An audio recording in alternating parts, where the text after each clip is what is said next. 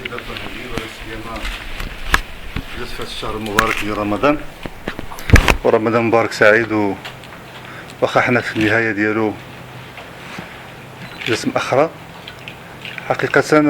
الأوضاع ديال فريق اتحاد طنجة الحمد لله اليوم كتعرف واحد الاستقرار اللي هو مشاركين فيه من ناحية ديال كرئيس وكمدرب والإدارة التقنية كذلك. هذا هو اللي كنطمحوا له. حقيقة كانت من الاستقالة ديالي أنا هذه تقريبا 20 يوم، وهذيك الاستقالة كانت في واحد الوقت اللي هو وقت صعيب ووقت حساس، وفي نفس الوقت كانت فيها خير. السي عبد الحميد إذا سمحتي لي قرصي، يعني شنو هي الأسباب الدوافع الاستقالة باش يعرفها الجمهور الرياضي؟ اولا كتعرفوا فريق ديال اتحاد طنجة اللي هو فريق كبير اللي عنده واحد الميزانيه اللي هي ضخمه. كان عندنا مشاكل من الناحيه الماديه، هذه من بين الاسباب. والاسباب الثانيه كاين بعض شي ناس الله يهديهم كانوا كيشوشوا على الفريق، اللي كانوا كيتكلموا وكيحسبوا راسهم هما يمكن يقدروا يشبروا الفريق. حنا خاطيناهم هذا المجال، قلنا لهم اسيدي يلاه بسم الله نتوما اللي باغيين تاخذوا هذا الفريق يلاه مستوى تكونوا مقدين. وفي نفس الوقت باش كان شويش ديال الضغط على فيما يخص باش يتكتلوا هاد الناس المسؤولين المدينه باش يعاونوا هذا الفريق من الناحيه الماديه، ولا سيما حنايا مقبلين على البطوله. كانت باقي ديك الساعه واحد شهرين.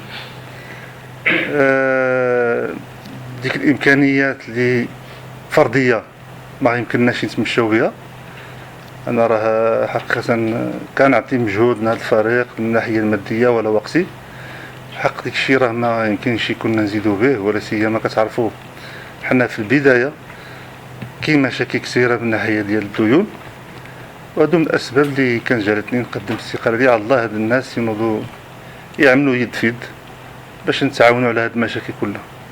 واخيرا الحمد لله تقريبا قول وصلنا لواحد الحل اللي هو غادي يكون في مصلحه الفريق في الايام المقبله. اما لحد الساعه راه حنا سوينا بعض المشاكل اللي كانت متعلقه لا من منح ديال اللاعبين ولا من بعد الاجور ديالهم.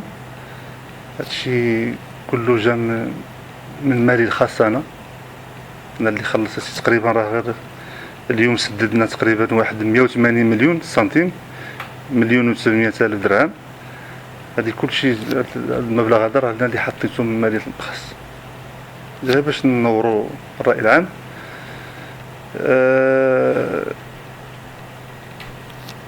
بحال اللي قلت لكم هو انا غنعمل الجهد ديالي باش ان شاء الله نوفروا المدرب اللي باش يخدم في واحد الاريحيه، باش نعطيوه امكانيات، نوفروا له جميع الامكانيات. وهذا الشيء اللي ماشيين فيه ان شاء الله، وماشيين بواحد العمل اللي هو تدريجي خطوه بخطوه حتى ان شاء الله يكون عندنا واحد الفريق متكامل باش ان شاء الله نبداو البطوله ديالنا في احسن الظروف باش تكون الانطلاقه ديالنا موفقه ان شاء الله. بالنسبه للمكتب الجديد، المكتب الجديد غادي نعلو عليه ان شاء الله مور العيد، وغادي نحاولوا ما امكن تكون عناصر اللي غتشتغل ماشي اللي كيشوشوا علينا. هذيك العناصر اللي كانت كتشوش علينا السنه اللي فاتت راه تقريبا راه ما غتبقاش. كانت عندهم واحد الدور سلبي على الفريق، ولا سيما ملي كتشوف شي ناس اللي هما ناس عندهم مكانه في المدينه من الناحيه ديال العمل ديالهم، وكتلقاو كيعملوا شي افعال اللي هي ضد الفريق وضد هذه المدينه هذه. وما عرفتش انا فعلا هاد الناس اللي كان خصهم يوصلوا انا خليت لهم الفريق واحد المده تقريبا ديال واحد 2 الاسابيع ولا 3 الاسابيع. انتم شفتوا كانت طريقه السير كيفاش. حتى بعض الحالات اللي هما اتصلوا بيا انا غير بعض المسائل اللي هي بسيطه، على سبيل المثال غير باش يعمروا الحافله واحد 500 درهم المازوت ما قدروش يوفروها. هادو الناس اللي باغيين دابا يسيروا فريق. هي كانت مزيانه باش الامور توضح. هذا الشيء اللي كان باش الراي العام يعرفوا، وهاد الناس راه غادي نتاخذوا في حقهم الطرد، غنطردوهم تماما. علاش هادو الناس اللي كيشوشوا على الفريق كان اكثر من اللي كيعطيو الفريق، وهادو ما خصهمش يبقاو كيدوروا بالفريق ديال اتحاد طنجة. هما تفضحوا، غادي يجي وقتهم ان شاء الله اللي غادي يتم الطرد فيهم. حنا الحمد لله كخصنا دابا حاليا نخمو باش نزيدو نكملو المسار ديالنا ونزيدو نوفرو الامكانيات الماديه بالنسبه والمدرب باش تكون عنده الفريق ان شاء الله اللي هو فريق في المستوى. هادشي اللي كنطمحوا ليه. سي عبد الحميد، في جامع العام الاخير خرجنا واحد النتيجه كانت مزيانه، هو ان الاستمرار ديالك كرئيس، ولكن المكتب كامل غيمشي. فاذا دابا على حسب ما وصلنا ان بعض الوجوه اللي ما عندها والو راه غترجع في المكتب الجديد. انا قلت لك راه بعض الوجوه اللي ماشي ما عطات والو، اللي خلقت لنا مشاكل داخل الفريق، اللي كانت كتنسق بواحد الطريقه وكتكذب كتغلط حتى الجماهير، هادو غيتم في حقهم الطرد. ماشي غير الطرد، حتى من العضويه ديالهم غيطردوا. هادو غيطردوا من العضويه، ما تبقالهمش حتى العضويه ما تبقالهمش، لحقاش راه كلشي تفضح اليوم. وانا لاحظت بواحد الطريقه ديالي هادشي ان شاء الله اللي غادي يكون في مصلحه الفريق. حنا اهم حاجه عندنا هو اليوم يكون عندنا فريق قوي ويكون عندنا مكتب قوي. هادشي هو اللي كنشتغلوا عليه. وكتعرفوا اليوم كرة القدم باش ما يكذب علينا حتى شي واحد، مابقاش يقول لك راه تسيير ولا راه الامكانيات الماديه هي اللي خصها تكون بعدا متوفره. عاد كنهضروا الجانب ديال التسيير، راه ما كانتش عندك الامكانيات الماديه راه انتم شفتوا خلال ديك الفراغ اللي وقع، راه كان يمشي هذا الفريق لا قدر الله كان غيمشي للهاويه. وهذا الشيء اللي دفعني انا باش نتراجع على الاستقاله ديالي ونرجع. شفت ماشي في ايادي اللي هي ما عرفتش شنو الغرض ديالها. كان غادي يمشي الفريق من واحد الشيء الله يستر اللي هو ما غادي يبقى فريق.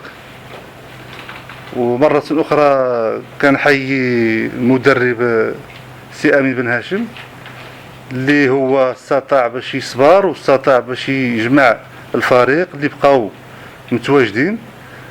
كان يمكن يكون شي مدرب آخر، راه ديك كلشي ترش، راه الفضل كيرجع ليه تقريبا واحد 100% اللي بقى محافظ على ديك التركيبه البشريه ديك اللاعبين. راه سينو كان هاز باليستو مشى بحالاتو كانت غتكون كارثه، لحقاش الطريقه اللي كانوا باغيين يشتغلوا عليها هذيك الناس راه ماشي طريقه هذه. انا كنشوف هذيك مهلكه للفريق، هذه كانت تكون واحد مهلكه للفريق اللي هي حقيقه ما. الحمد لله انا هذه الاسباب اللي رجعتني باش نرجع على الاستقاله ديالي. شفت الامور ماشي هي هذيك، وشفت اليوم حتى شي واحد ما قدر يجي يشبر هذا الفريق.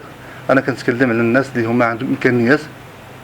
حتى واحد راه تم اتصالات ببعض الاشخاص، كلشي كان كيرفض، حتى واحد ما بغى يشبر الفريق. هذه راه خصكم تعرفوها ويمكن راكم عارفينها. عاود تنرجع اتصال بيا وقال لك اودي ما يمكنش، تاك قمتي بواحد المجهود وكتضحي وخصك تزيد تستمر، وقدمتي هاد السنه كانت نتائج طيبه، الفريق تحسن، كان كيلعب على الطلوع حتى لينا المركز الثالث. جاتنا من العايبه باش ما نرجعوش نسيروا هاد الفريق هذا. سي عبد الحميد، من الاسباب ديال المشاكل ديال كيف طنجة هو غياب المنخرط أو مشكل ديال المنخرط. إذا رجعنا شوية للماضي سنة 1930 كان فريق المغرب ديال طنجة عنده 19 منخرط واللي كانت عدد ديال السوق، وكان عنده مقر في التيجانية، في طريق التيجانية في المدينة، فهذه سنة 1930.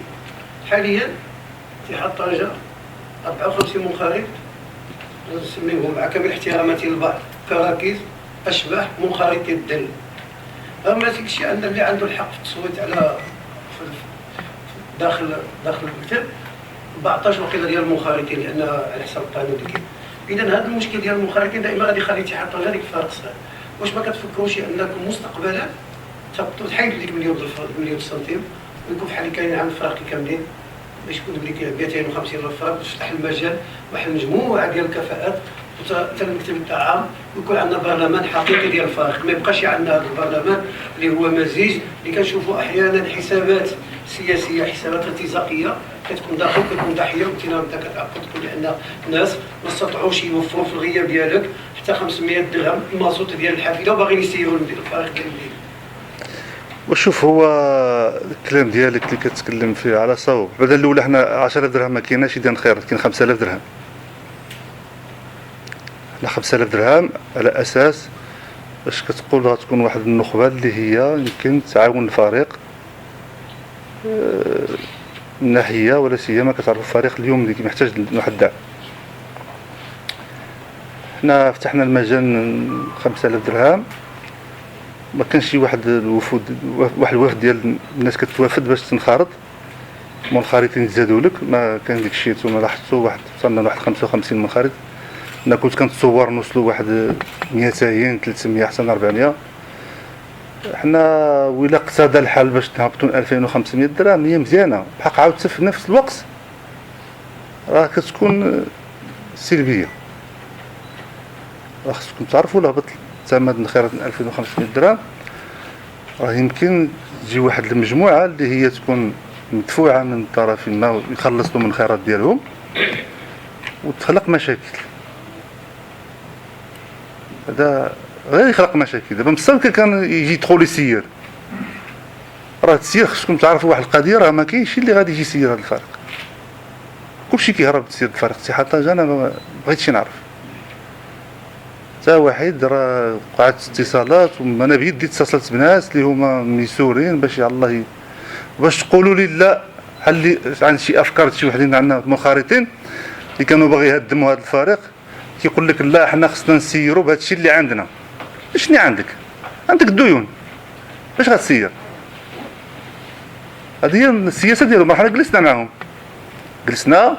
الطريقه ديالهم كيقول لك لا حنا خصنا هذا الشيء اللي عندنا نسيروه. باش شنو عندك؟ احنا في بدايه الموسم كاين ديون، خصنا انتدابات. شنو عندك؟ ما استطعتش توفر 500 درهم ديال الحافله المازوت باش غتسير الفرق. الفروق ديال الاحياء وكيسيروهم حسن ديك الطريقه اللي كانت غتسير. شوف الناس شنو على التسيير اللي كان ماشيين به. واش هيدا غتسير الفريق ديال اتحاد طنجة؟ غتسيرها بهذه العقليه لا ما عندناش شي فلوس نقولوا حنا ما عندناش شي فلوس؟ ما يمكنش تقول حنا ما عندناش شي فلوس. ما عندك شي فلوس راه ما لا، هادشي اللي كاين خصنا نمشيو به، وخصنا نجيبوا اللاعب اللي على قد الميزانيه اللي عنده. انت مش ميزانيه عندك، ما عندك ميزانيه دابا خصك توفر تنزل 200 مليون باش لا تسدد بعض الفراغ. اما باش غنوا يسيروا هاد الناس؟ انا معايا ما نسائل ما عرفتش كيفاش غنوا يسيروا. غتسير بالخيرات بهاد 5000 درهم غتسير الفريق؟ ما يمكنلكش. حنا اليوم انا قلت لك الزاد المالي الخاص 2 ملايين درهم اللي صرفنا منها اليوم 180 مليون، و200 درهم غادي يخليوها من التربص اللي غادي يعملوه ان شاء الله في مدينه الدار البيضاء. غير هذا الشيء راه وشي واحد باش يمكن يجي يعطي الفريق راه ما كاينش. والو، راه المجهودات العمده كيقام بالمجهود ديالو، الناس مسؤولين قاموا بالجهود ديالهم، حتى واحد ما بغى يجي ياخذ هذا الفريق. اللي كيمشي عنده كيقول له اسمح لي الله يخليك انا ما نهضرش على اتحاد طنجة، ما تدخلنيش في هذا الشيء، لا نساهم شي 10000 درهم ولا شي حاجه عطيني اتساع. هذا هو الكلام اللي كان كيتقال. هادشي خصهم باش يتعرف مزيان، باش تعرفوا شنو كيتحملوا هاد المسير اللي غيسير هاد الفريق هذا. راه اللي غادي يقبل يسير هاد الفريق راه خصنا نحييوه وخصنا نقولوا الله يجازيك بخير، على هاد الغيره اللي عندك على هاد المدينه، ونشكروه. ماشي نبقاو نعملوا له مشاكل، خصنا نتعاونوا معاه. مع الاسف ما لقيناش، لقينا بيدي قلت لك هنا ما نقلبوا لا انا ولا العمده، هنا ما نتصلوا بناس واحد ما بغى ياخذ الفريق. خاص المجموعه اللي قلت لك كانت كتدور بهذا الفريق كانت ماشيه بالفريق الهويه. انتم لاحظتوا هادشي. سي عبد الحميد، اولا تحيه للحضور الكريم. السؤال ديالي غنرجع لك شويه غير اللور شويه. تحدثتي على المصالحه في عده مناسبات بالنسبه لك انت، بخصوص التشريع ديالك الوضعيه ديال فريق اتحاد طنجه. الاجتماع ديال الجمع العام اللي انتهى باعطاء الصلاحيه ليك، وكذلك الاجتماعات اللي تلات هذا الجمع العام من خلال البرلمان ديال الفريق اللي تحدثتي فيه كاين 55 منخرط. الان تعطات اشارات على ان الطرف من المنخرطين انه كانت عنده نوايا ماشي مفهومه. بالنسبه لك انت الاسم ديالك تورد كعضو في اللجنه اللي فيها 6 ديال الافراد. الرجوع ديالك للفريق في هذه المرحله قلتي انك باش تنقذ الموقف ما استدعيتيش عاود البرلمان ديال الفريق اللي هما المنخرطين باش يكون واحد الحوار وتكون واحد المناقشه. اليوم كنسمعوا الراي ديال الرئيس، الراي ديال الطرف الوحيد. اذا غادي نتسناو عاود الطرف الاخر شنو غادي يدلي به من الاقوال ديالو. اذا انت بالنسبه لهذه المصالحه وكذلك المرحله المقبله كيفاش كتشوفها؟ العراك ولا اليوم غادي يوصل الشارع حتى كاين وقفه احتجاجيه غتكون الجوانب ديالها الله اعلم شنو غتحمل. اذا نتوما شنو كتشوفوا المستقبل ديال الفريق؟ انت دخلتي وعتقتي المسار ديال الفريق باش المدرب يبدا في المسار ديالو ويخدم الخدمه ديالو ويكون مرتاح. بالنسبه ليك المرحله المقبله كيفاش غيكون هذا المكتب؟ واش المكتب مره اخرى غادي يمشيو فيه غيكون فيه رجال الاعمال، غيكون فيه السياسيين، ما غيكون فيه شي منخرطين ديال النادي اللي هما عندهم الحق هما اللي خصهم يكونوا داخل المكتب؟ واش ما كتشوفوش التبعات القانونيه من بعد يكون الطعن في ديك المكتب اللي غادي يكون غيتشكل الا ما تشكلش من المنخرطين؟ اذا شنو هو الحلول؟ لان الان الطريقه باش تحددتي ربما غيكون واحد كما كنقولوا ديك الاحتكاك، وديك الاحتكاك ما خصناش باش يكون. هذوك الناس الا جيتي غنتسناو الندوه الصحفيه ديالهم ونشوفوا شنو غادي يقولوا فيها. انت قلتي الراي ديالك، انت المسار ديالك بالنسبه للمصالحه وبالنسبه للمستقبل ديال الفريق كيفاش كتشوفوا؟ حنا كنشوفوا المستقبل كيفاش غيكون، ما تكونش فيه ديك الصراع والشنآن وديك، لان انت كنتي عضو داخل اللجنه وكنتي كذلك كتشارك في ديك الاجتماعات الحواريه والمشاورات اللي كانت والمناقشات، وربما كل طرف كان ديالو سواء اللاعبين القدامى سواء المنخرطين. اذا كلشي كان في واحد. اتحاد طنجه ما كانش عندها هذا الشيء. اتحاد طنجه كانت كتجي كتعمل الجمعه العامه ديال 5 دقائق وكيخرجوا الناس معذبه وكيصفقوا. اليوم لا، كاين واحد الحوار جدي. اذا هذا اللي خصك انت هو في الصالح ديال النادي اللي كيكون في هذا العراق. واخا يكونوا مثلا واحد الطرف كيقول عنده الراي ديالو، ديك الراي الاخر خصنا نحترموه كذلك، ماشي يتم الاقصاء ديالو. هذه هي اللي بغيت انا باش نوصل لك واحد الرساله، لان المستقبل ربما من الرئيس كيمشي، المدرب كيمشي، ولكن اسم اتحاد طنجه هو اللي كيبقى. اذا هذه هي الصوره اللي خصنا نمشيو فيها. شوف، باش نكونوا صرحاء مع نفسنا، راه اللي غادي يبقى في هذا المكتب ولا اللي غيشتغل في الفريق هو اللي غادي يخدم، ماشي اللي غادي يشوش علينا. هاد المجموعه اللي كتكلم عليها كلها كتشوش. راه انا بدي عملت التحريات ديالي، وانا هاد اللجنه ما عمري عملت فيها السميه ديالي في هاد اللجنه هادي، ماشي انا اللي عملت. هاد الناس عملوها على اساس باش نعطيهم الفلوس، وهادو الناس كنسميهم انا فاشلين. وهاد الناس هادو كانوا ماشيين فريق الهويه. واش نكذبوا على نفسنا؟ وانا اليوم ما كيهمني حتى شي واحد، كتهمني مصلحه الفريق.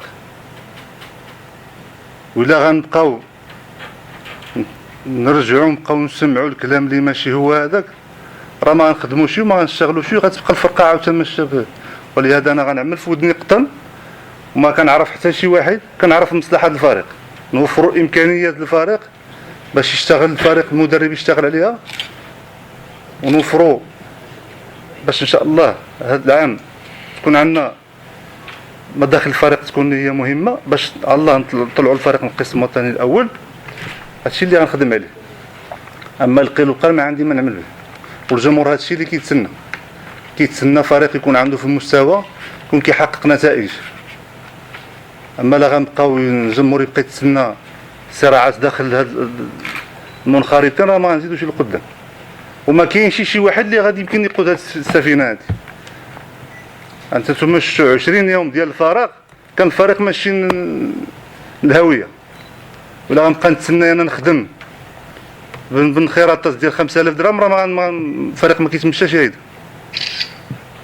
حنا اليوم شكون وفرنا حنا 2 ملايين درهم؟ حتى شي واحد وفر لنا؟ اللي كتقول لي دابا هاد الناس هادو غادي يعملوا حتى هما غيعملوا واحد اللقاء وغتكون ندوه صحفيه، يعملوا اللي بغاو. كانوا مقدين كيصبروا وفروا لنا واحد 2 ملايين درهم لفريق حتى جديده، ماشي يجي يجلس معايا انا واحد من هادو كيقول لي الله يخليك عطينا 100 مليون، واحد السيد اخر غيطلبوا منه يسلفوا منه 50 مليون حتى هو، شي واحد اخر عاود قالوا سلفنا 50 مليون هما باغيين يعطيو حتى درهم. واش هيدا غنسيروا الفريق؟ شنو هذا التخام؟ ما فهمتش كيفاش كيخمموا هاد الناس هادو. عطيني الفلوس وانا ما خسر بجيبي حتى فرنك. انا جلست مع هذا السيد هذا اللي كان قال لي الله يخليك، قلت له شنو عطيتني الفريق؟ انا نعطيك 100 درهم، شنو عطيتينا؟ ما عنديش. شنو هذا الاسلوب هذا؟ غتسير فريق اتحاد طنجة وما عندك حتى فرنك. انا نهار اللي تشبرت مسؤوليه راه 2 ملايين درهم اللي صرفت اول ما خديت الفريق. انا ما يمكنلكش تدخل تشبر الفرقه وما تصرف والو. على من عول؟ ما غتصرف والو، فرقه غتمشي للهويه. راه دابا قلت لك كما كان شي هذا المدرب اللي استطاع يصبر هاد 20 يوم، راه كان الفريق مشى. والله ما تجبر ملاعبي كيدور. انا قدمت الاستقاله ديالي، وهاد الناس اللي يتحملوا المسؤوليه باش ياخذوا، علاش ما فكوش هاد المشاكل؟ ايوا هذا هو الكلام اللي خصنا نقولوا. انا ما كيهمني حتى شي واحد سي محمد، انا كيهمني غنشتغل وغنطرد هاد الناس هادو اللي كيشوشوا على الفريق غيطردوا. يبغي ولا يكره، يمشي يدعي ولا يمشي يعمل اللي بغا. كان مقيد كان تجبد الفلوس ونادي يوفر الظروف باش يشتغل في الفريق. راه الجمهور كيتسنى، خصو الفرقه تكون عنده في المستوى، كيتسنى نتائج شنو غادي تكون. هذا هو الكلام اللي بداية تحية إليك السيد الرئيس هشام، تحية إلى السيد المدرب، كذلك تحية إلى كافة الحضور الكريم. السؤال ديالي سيد الرئيس غادي يكون يعني مختصر. شنو منعكم سيد الرئيس انكم ما تخرجوش من وسائل الاعلام باش تكشفوا وتسلطوا الاضواء حول مشاكل فريق اتحاد طنجة، خصوصا وان الشارع الرياضي ديال طنجة كان يعني كيترقب بين امس وضحاها نتائج ديال فريق اتحاد طنجة وكذلك تسويه الاوضاع ديال الفريق. شكرا. احنا الحمد لله كلشي دائما راه الامور واضحه عندنا الفريق. انا دائما كنقولها، نهار اللي خديت فريق فيه ديون، هذا الكلام دائما نكررو عاود. الفريق ما خديتوش انا فيه فائض، فيه دين. الدين اللي فيه ديال 1.6 مليار. راه ما يمكنناش حنا هاد 1.6 غنغطيوها في سنه ونص.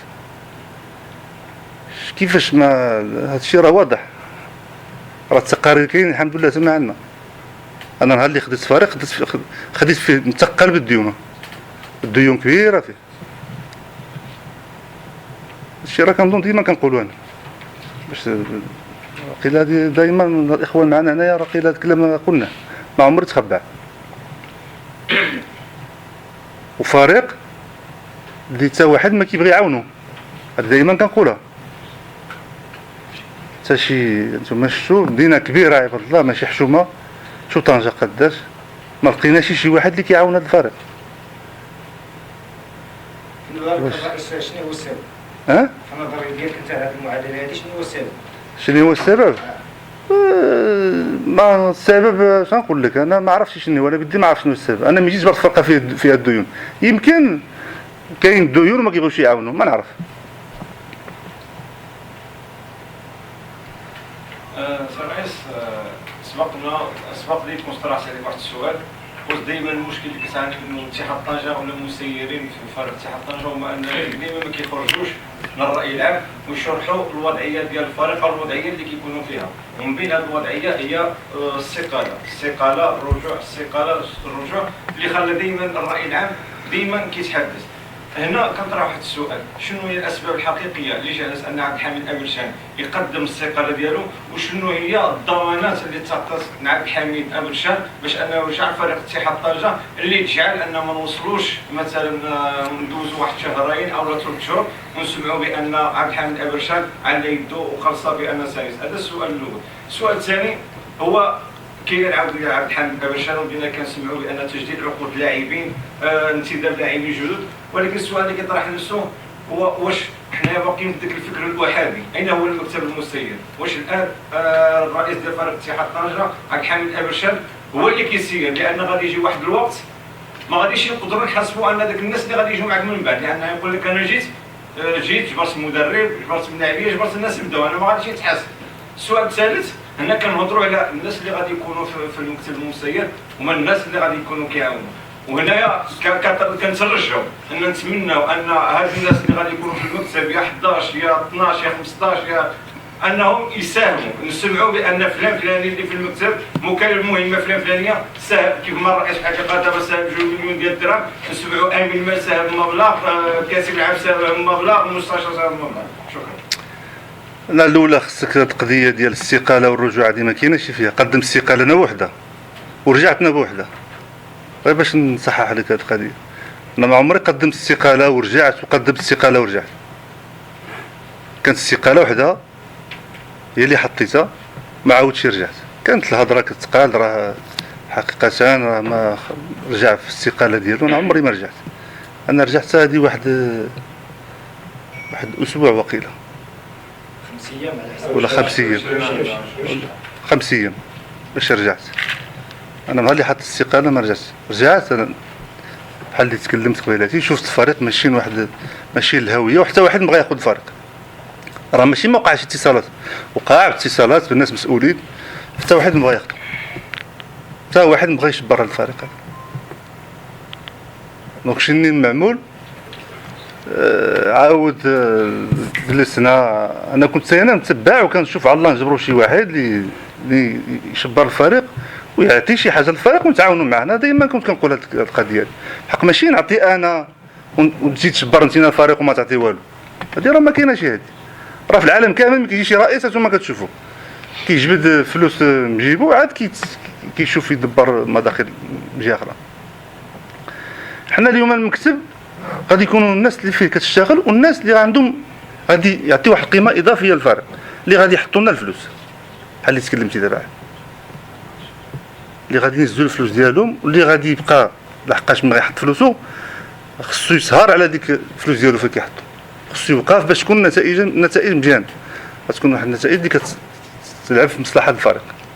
هذا هو المكتب اللي غادي يكون، وغادي يكون الناس اللي هما عاوتاني اللي عندهم واحد الدور العمل، يمكن ما يكونوش مسؤولين، غتكون عندهم واحد المهمه ديالهم، حتى هما ماشي الكفاءه ديالهم كيصدر الشفاعه، الكفاءه ديالهم.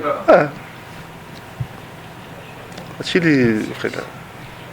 تفضل. باش نعتبر المرحله الجديده دابا تكون عندها قطيعه مع الماضي، بمعنى التسيير العشوائي اللي كنا كنعيشوه. واش هذه المسيره اللي كنا تبدا بشي برنامج، شي استراتيجيه واضحه على المستوى الاداري المالي التقني، ولما نقول المالي مثلا الناس اللي يمشيو يجيبوا الفلوس، الاداري تسير الاداره، الجانب التقني يكون عند واحد لجنه جهاز تقني اللي عندي يواكب السير التقني بشكل عام على مستوى الدراسه، مدير تقني، باش ما الاشياء اللي مرتبطه بهذا الشيء. هذا هو دابا اللي كنشتغل. هو شوف، هو الطريق السير العشوائي. باش كيكون السير العشوائي؟ السير العشوائي كيكون بقله الامكانيات. راه ما يمكنش تسير فريق وما عندكش امكانيات، ما نكذبوش على نفسنا. ما عندكش امكانيات ماشي غيكون السير العشوائي، غادي يكون اكثر من السير العشوائي. راه اليوم كره القدم كتطلب امكانيات، خصك توفر دائما، خصك امكانيات متوفره. فيما يخص الهيكله الفريق، باش هذا الشيء اللي خدامين عليه، علاش قلت لك انا غادي نشوفوا الناس اللي هما يكونوا داخل المكتب، اللي هما غادي تكون غيساهموا بواحد المبالغ اللي هي محترمه، وغادي ان شاء الله نعملوا واحد خطه العمل ديالنا اللي غادي كلشي غيكون يشارك فيها، واللي غادي نعملوا يتفيد باش يكون ان شاء الله الفريق عندنا في مستوى يمكن ان شاء الله يكون عنده واحد الدور مهم في المستقبل ان شاء الله. تفضل. السلام عليكم، مساء الخير ومشاهدينا الاخوان. هو انا ما غندخلش في الشقانه ديال الاداري والمكتب وديك الاشياء والمنخرطين، لان هذه اشياء انا شخصيا لا تهمني بقدر ما يهمني هو الجانب ديال التقني ديال فريق اتحاد طنجة. وهذا الجانب التقني لا يمكن ان يكون ولا يمكن ان يتم تحقيقه الا اذا فعلا كان هناك واحد المكتب مسير او على الاقل واحد الرئيس، لان الفرقه هي مسيره الان فيها الرئيس بوحده. انا كنت كنتمنى لان بحال اللي علمونا في الاول واحد الاس ام اس وقالوا لنا بان الرئيس قدم استقالته وكذا، وصيفطوها لنا من اجل نشرها وطرحنا. كذلك صيفطوا لنا بان الرئيس راه نزل الاستقاله ديالو رسميه في الجامعه او تصيفطوا لنا، ولكن ملي رجع الرئيس بحال قلت يا سي عبد الحميد هذه اسبوع راه ما علمنا حد، وبالتالي هذا اللي كيجعلنا حنا من خلال نقاشنا ومن خلال تحليلنا كنبنيو على واحد الوضعيه معينه، ما كاينش الرئيس ما كاينش كذا، كنبنيو عليها فائده بالرئيس هذا الاسبوع الان وهو يمارس، رغم على اننا كنت كنعرف بان الرئيس راه كان دائما باتصال مع المدرب، راه كان يرعى الفريق ديالو، لانه كان ما كانش الرئيس كيرعى الاتصال مع المدرب، ربما المدرب كان مشى بحاله شحال هذه وربما. اذا غير ديك الخيط ديال التواصل كنتمنى على انه يبقى ويكون جديد معنا باش نكونوا كنبنيو حنايا في نقاشنا على واحد الوضعيه معينه. وفي بعض الاحيان يمكن كنقولوا شي كلام اللي هما ما كيعجبونش، نقدر ما يعجبوش حتى السي عبد الحميد ابرشان، لان حنا عارفين السي عبد الحميد ابرشان راه ما كاينش، راه قدم الاستقاله ديالو، فاذا دابا هو يمارس هذه الاسبوع. هذه واحد النقطه يمكن المستقبل ان شاء الله نتداركوها. طبعا كما قلت المكتب المسير المنخرطين، لانه لو كان هناك هيكله اداريه، لو كان هناك منخرطين حقيقيين ماشي منخرطين اللي واحد النسبه مئويه فيهم اللي تخلصت عليهم او كذا وكذا، ربما لا اخذوا بيد هذا الفريق في هذه 20 يوم ديال الفراغ، ربما راه وفروا واحد المجموعه ديال الاشياء، وربما راه عقدوا جمع استثنائي ونصبوا واحد فيهم رئيس. اذا مادام ما كاينش هذا الشيء هذا، اعتقد على انه المسؤوليه تبقى عند السي عبد الحميد ابرشان، هو الذي اللي غادي يمكن ياخذ هذه القافله هذه. هذا من اجل التوضيح. الان غنوجه الكلام ديالي للسي بن هاشم. السي بن هاشم كنت وضعتي واحد البرنامج معين، طبعا هذاك البرنامج كذلك حتى حنايا طبلنا فيه وقلنا بان السي بن هاشم الحصص التدريبيه، المقابلات الحبيه، لي كونسونطراسيون اللي غادي يعمل. كنا كنتفاجئوا، انا طلعت المرشاد واحد جوج ثلاثه المرات، واحد المره بقيت استاذ مع ديال اللاعبيه، كانت وضعيه كارثيه، وهذه الوضعيه لا شك على انها ستؤثر على المردوديه التقنيه للفريق، بالاضافه الى ان هناك واحد سته ديال اللاعبين الان بصفه رسميه، يمكن العاطي يزيد يعطي يتم انتداب لاعبين اخرين، يتفتح الميركاتو عاود يتزادوا لاعبين، غادي نوصلوا كذلك بديك نفس الطريقه ديال السنه الماضيه في واحد الوقت اللي كنا باغيين على انه فريق اتحاد طنجه سواء مع السي بن هاشم او سواء مع المدرب السابق او مع ايا كان، على انه ينطلق من اخر مقابله اللي لعبها ضد فريق اطلس خنيفره، كانت مردوديه كبيره. هذاك الفريق بالمكتب ديالو بالمدرب ديالو باللاعبين ديالو استطاعوا يجيبوا منحه، بمعنى راه ربح هذا الفريق هذا، راه كانت نتيجه جد ايجابيه في الموسم الماضي. كنا نتمناو على انه ينطلق من ديك المقابله هذيك، يكونوا غير بعض البيسات ديال اللي غادي يمكن نعرضوا لهم الفريق. الان كاين واحد التغيير وغادي ندخلوا في واحد الدوامه اخرى ديال السنه الماضيه، حاولنا نفتحوا على نتيجه حنا كواريه. انا ما نطالبش بن هاشم بالنتائج مادام على انه خصو العامل ديال الانسجام، العامل ديال التاقلم، العامل ديال البحث عن المجموعه اللي هي يعتمد عليها. اذا 20 يوم ديال الفراغ علميا غنكون عندها تاثير. اذا كيف السي بن هاشم سيدبر هذا الفراغ ديال 20 يوم، كيفاش غادي يعوضوا البرنامج ديالو بناء على هذه المعطيات، واللي نتمنوا له طبعا التوفيق فيها. مساء الخير. واحد الثقه مثلا مثلا السي محمد، القضيه ديال ديك المنخرطين دائما كيبقى يتقال شي منخرطين تخلص عليهم، هذا الكلام الله يخليكم ما تبقاوش تقولوا لحقاش هادشي ماشي صحيح. راه اللي منخرط تما راه مأدي الواجب ديالو، دائما كيتقال هذا الكلام راه ماشي. حاجه ثانيه، واخا السؤال موجه للسي امين بن هاشم، تكلمتي على كانت الانطلاقه ديالنا خصها تكون ديك المباراه ديال خنيفره، اخيرا خنيفره. حنا اللاعبين اللي عندنا معاهم العقود هما باقيين، اللي كان كيخص تجدد معاهم واحد المجموعه اللي هي تقريبا راه جددنا معاها، الا كاين واحد الحاله اللي هي ولا جوج ولا ما عرفتش. المهم بالنسبه خياطي، هاد الحاله هاد الخياطي فعلا خياطي تسالوا العقد ديالو. انا غير ديت اتصلت بيه قبل ما قدمت الاستقاله ديالي، عييت ما نعيط له كيقول لي انا ما جات السيمانه غدا غنهود بعدو غنهود، انا كنتسنى، انا عندي العقد مع العربي قرا وغادي يجي معايا. ما راه ماشي حنا الفريق اللي يسمح فيه، ويمكن حتى المدرب ربط اتصال به نفس الكلام عاوتاني كيقول له باقي الى يومنا هذا، باقي اليوم باقي كيقول لك انا غدا غنجي، هاد السيمانه غنجي، هاد 4 ايام غنجي. راه ماشي حنا الفريق اللي يسمح فيه. هذا اللي كاين. تفضل السؤال. اولا نبغي نجاوب السي الصمدي على التساؤل اللي طرح، او يمكن الاستنتاج اللي دار انه البقاء ديالي كان راهن انه الرئيس كان تيتصل بيا باش نبقى. فعلا كانت دائما اتصالات مع الرئيس، ولكن ماشي هذا هو الهاجس الوحيد اللي خلاني باش نبقى في ظل هذه الظروف اللي كانت. كاينه وجوه كثيره هنا كانت دائما تتصادفني في الملعب، تيطالبوا مني انه نجتهد ونكمل العمل ديالي حبا وغيرة على فريق اتحاد طنجة. كان جمهور تيوقف بجنبي وتيدعمني تيحثني باش نبقى ونواصل العمل ديالي. زيد على ذلك مبادئ ديالي اللي ما تسمحش لي دخلت الفريق في واحد الظرفيه اللي كان الكل متفائل، والوقت اللي وقع مشكل نخليه يمشي في حالتي. هذه ماشي من الشيام ديالي. بالنسبه للبرنامج، فعلا توضع برنامج باش يمكن نخدموا فيه بعدد كافي من اللاعبين، تكون عندنا واحد التركيبه بشريه مهمه من اللاعبين اللي نخدموا باش يكون انسجام، باش يكون. كانوا غيابات في بعض التداريب، والله يسمح لشي ناس، انا ما تنخافش نقولها، ناس اللي تيتصلوا بلاعبين وتيهربوهم من اتحاد طنجة. ويمكن نعطيك مفاجاه دابا، اليوم واحد هرب رضوان المرابط الحسنيات اكادير، اليوم داه سينا ليه، داه في الاول الخنيفره، ورضوان المرابط بارك هو الرئيس وهو المدرب ديال الخنيفره، وعيط ليه في التليفون ونوضته من عندهم. داه الحسيمه وغادي في الطريق وعيطوا ليه مجموعه هيركوليس، وعيط ليه انا ورجعناه في الطريق. والبارح لاعبين مع الحسيمه وقال ليه الركراكي الهراب كنتي جاي وهربتي. واليوم صباح دا الحسنيات اكادير. دونك هذا اللي خصكم تقلبوا عليه، شكون هو؟ خصكم تقلبوا على شكون اللي هضر مع الدميعي قال لي خذ هيرفي. خصكم تقلبوا على هذا السيد هذا اللي ما بغاش يخلي الاستقرار، على هذا السيد اللي تيقول الخياطي ما تجيش. عطينا الاسماء سيدنا. ما عنديش الاسم، ولكن هذا واحد تيدير هذا الشيء.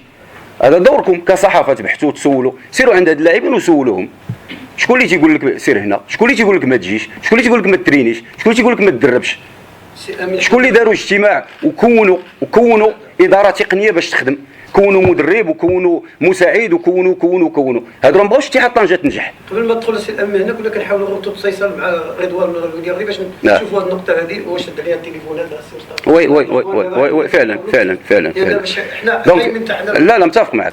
دونك هذا الشيء اللي خصنا نبحثوا فيه، ما يغمقش عليه الواحد يجي يقول لي انا اتحاد طنجة واتحاد طنجة تندير وهو مورايا تيدير حوايج اخرى ما يدوزاش عليه، والله لا دوز عليا بالله. دونك كاين شي حوايج اللي عيب يكونوا، ما الواحد ما يتخباش وراء الحب ديال اتحاد طنجة. كاين الناس اللي تيحبوا اتحاد طنجة تيجيو توقفوا مع اتحاد طنجة، كاين الناس اللي وقت اللي كان الفراغ جاو جمهور ودخلوا عند اللعابه المستودع الملابس حتى هما وقالوا لهم حنا غندعموكم وما تهربوش وما تمشيوش، لانه كانوا لاعبين ما عندهمش عقود، كانوا لاعبين بدون عقود يمكن له يمشي في حالته، حتى حد ما شادوا، حتى حد ما ضربوا عليه يديه، حتى حد ما قال ليه يبرك. ولكن جاو ناس وقفوا، هادو ناس يبغيو اتحاد طنجة. كانوا كذلك الرئيس كان تيعيط للاعبين ولو انه كان منسحب، كان قدم استقالته وكان اتصل ببعض اللاعبين وقال لهم بقاو الوضعيه يمكن تتحسن. دونك كاينين الناس اللي بغاو، كاين الناس من هنا، ناس صحفيين كانوا تيجيو للتدريب والوقت اللي اللعابه خارجين تيوقفوهم، صبروا معنا راه الوضعيه غتحسن، راه الوضعيه غتقاد وراه الامور غتكون مزيانه. دونك هادو ناس نقدرهم ونحترمهم ونبقى على قبلهم ونصبر ونخدم. ولكن يكذب عليا شي واحد ويغمق عليا راه ما يدوزاش عليا باش يدير اجتماع ويكون ستاف تكنيك كامل، مدرب ومساعد مدرب حراس بريباراتور فيزيك ويغمق عليا انا، لا ما تدوش عليا. سمحوا لي على الانفعال على الاخوان. لا تنوجه الناس دايرين هادشي هذا. البرنامج التعاقدات كاين لحد الساعه كاين اللاعب الخلفي، لاعب النهضه البركانيه، هذا لاعب.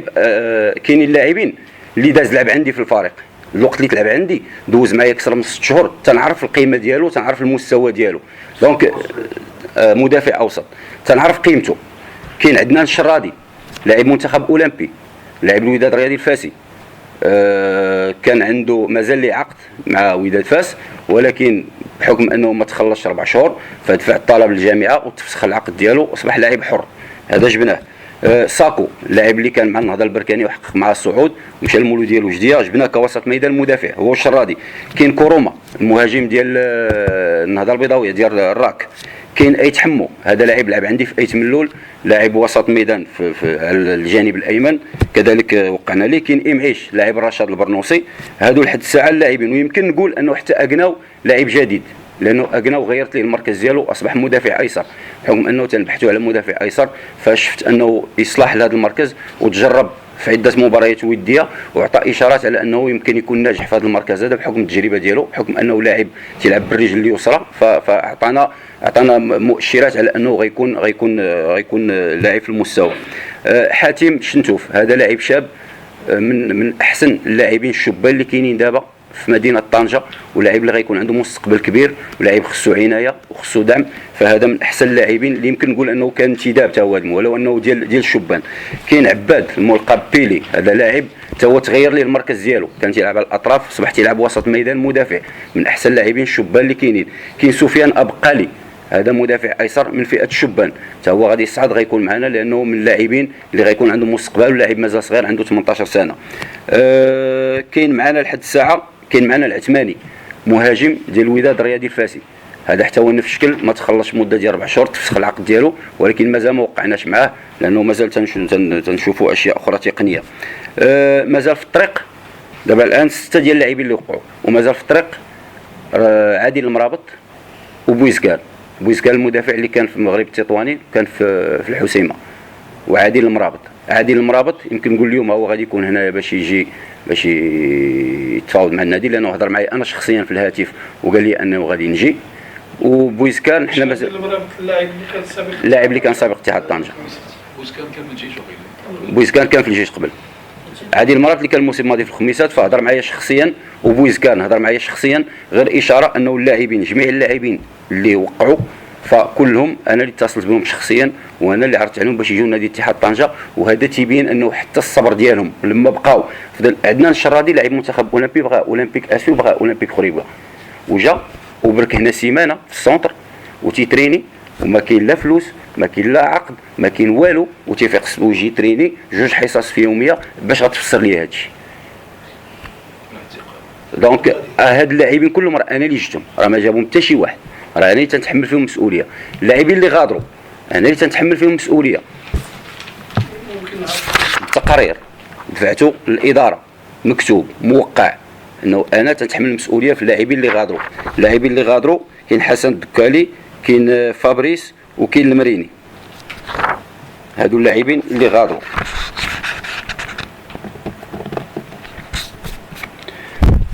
تتم كانت مباريات وديه، جرينا مباراه مع الكاك، جرينا مباراه مع المنتخب الاولمبي، جرينا مباراه مع شباب ريف الحسيمي ووداد طنجه واجاكس طنجه. في 5 ديال المباريات استقبلنا 3 ديال الاهداف، مع العلم انه كاين 2 فرق من القسم الوطني الاول ومنتخب اولمبي. الكاك النتيجه ربحنا 3-0، انهزمنا مع المنتخب الاولمبي ب2-1. الحسيمه التعادل 0-0، فزنا على وداد طنجه ب3-1، فزنا على اجاكس طنجه ب5-0.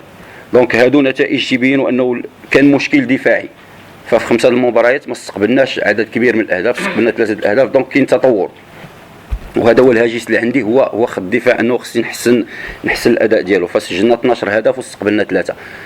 مازال عندنا مباريات، غادي ندخلوا في معسكر في مدينه الدار البيضاء ان شاء الله يوم 4 في الشهر 4 اوت حتى نهار 15 اوت. مباشره من مدينه الدار البيضاء نتوجهوا للمرير نلعبوا الماتش ديال لاكوب. وفي هذا التربص لحد الساعه المباريات اللي بالتواريخ ديالها كونفيرمي، هي مباراه مع حسنيه اكادير يوم 11 اوت، ومباراه مع الكوكب يوم 9 اوت. التاريخ ما تحددش ديال المباراه ديال الجمعيه السلويه ويوسفيه برشيد، مازال نحددوا التواريخ ديال هاد 2 مباريات. دونك 4 ديال المباريات في مدينه الدار البيضاء قبل الماتش ديال لاكوب. اذا ما كاينش اشاره، كاين انا شخصيا انا مع رشيد البوصيري مع على اتصال باش نشوفوا شي وقت، ولكن غادي نقول لك الماتش ديال الرجاء غيوقع بحال ديال الوداد، كنا لاعبين مع الوداد ما لعباتش، دونك مازال الرجاء ما كاين والو هاد الساعه، هادو هما اللي كاينين. بالنسبه للمباريات الوديه واش خدتيهم باللاعبين اللي غتعتمد عليهم ولا غير؟ لا، كاين تيكون واحد الشوط من اللاعبين اللي غنعتمد لهم، وشوط اخر تيكون لاعبين اللي مازال باغي نشوفهم مع لاعبين اللي بغاو يتجربوا، مع العلم انهم ما كانوش لاعبين كثار اللي غادي يتجربوا، فعطيناهم مباريات اخرى، لانه كانت مباريات اخرى مع فروق. الاطمئنان حول الاداء ديال الدفاع فعلا، فتنشوف انه كاين لا كعطاء ديال الفريق ككل، لانه شخصيا انا تنحاول نكون مجموعه، ما غاديش نكون لعاب نكون مجموعه اللي تعطينا نتيجه، مجموعه اللي تكون قويه وتكون صلبه، لانه القسم الوطني الثاني عنده خصوصيات، القسم الوطني الثاني ما غيتلعبش فرديات، غيتلعب مجموعه، يتلعب بجروب الا كانوا متحدين. ف علاش بديت بالدفاع؟ لانه الفريق اللي تيصعد وماشي هو اللي تيسجل اكبر عدد من الاهداف، الفريق اللي تيستقبل اقل عدد من الاهداف. فروق طلعوا استقبلوا 11 هدف، استقبلوا 10 الاهداف وسجلوا 20 21، واتحاد طنجة الموسم الماضي سجل اكثر من 30 وما صعدش، ولكن استقبل اهداف كثيره. دونك الدفاع هو الاول اللي خصنا نحسنوا. شحال تقريبا النسبه قبل المعسكر الدرجه، شحال يمكن نقولوا النسبه للاستعداد وصلت تقريبا؟ النسبه ديال الاستعداد غتكون مفرقه على ما هو بدنيا تقني تكتيكي، دونك مفرقه. يمكن نقول لك انه مجملا كاينه واحد 60% كاينه عندنا، بقاو بعض لي روتوش اللي غادي نخدموا فيهم حاليا. الخياطي اتصلت به انا، هضرت معاه، قال لي انا غادي نجي، انا لاجون ديالي العربي كورا قال لي غنجي انا وياك. من بعد قال لي راه العربي كورا قال لي انا جاي، قدامي في الملعب اتصلوا به جماهير، الرئيس قدامي اتصل به، وانا غادي نجي، انا غدا غادي نجي، انا بعدو غادي نجي، ومازال دابا ما شفنا حتى شي حاجه. الوضعيه ديال ايرفي تتعرف دابا جا عرض من الكوكب وهضر معايا انا الناس من الكوكب وقالوا لي حتى العرض اللي عطاو باش ياخذوا ايرفي، ياخذوا ايرفي وغيعطيونا جوج لعابه بريطي.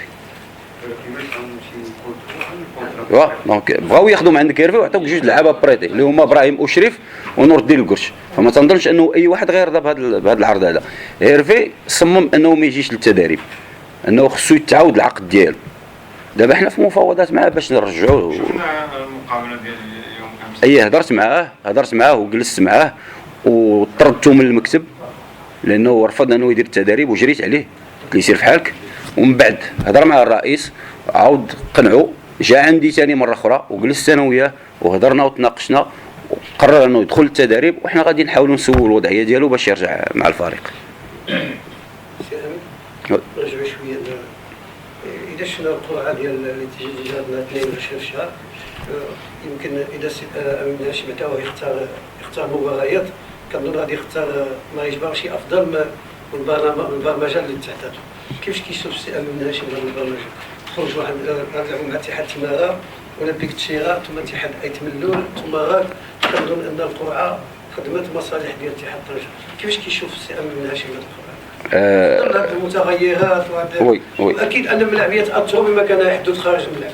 طبيعة الحال تاثروا، ولكن ملي تتحاول تجمعهم تحسهم، لانه اول اشاره شرت لهم هو انه حسيت بهم انهم جيران، وجارك غتدير ليه خاطره، تتقول ليه السلام وتتزيد، وتشوفوا في مشكل ما تدخلش. خوك ضارب انت وياه تشوفوا في مشكل تجي تعاونوا. دونك اول حاجه خصنا نرجعوا خوت، وهذا بدا تيظهر في المجموعه، بدات تتكون واحد المجموعه، بدا الناس تيبغوا بعضياتهم وتعاونوا بعضياتهم.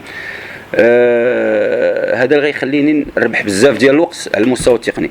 بالنسبه للقرعه شفتي دابا غير انطلاقه، ما شفتيش النهايه افضل.